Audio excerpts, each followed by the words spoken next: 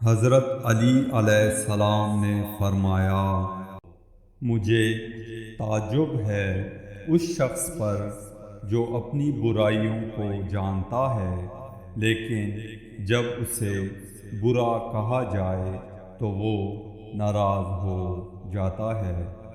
कभी भी अपनी जिस्मानी ताकत और दौलत पर भरोसा न करना, क्योंकि बीमारी और गुर्बत आने में देर नहीं लगती। जिसने किसी को अकेले में नसीहत की, उसने उसे संवार दिया, और जिसने किसी को सबके सामने नसीहत की, उसने उसे मज़ीद बिगाड़ दिया।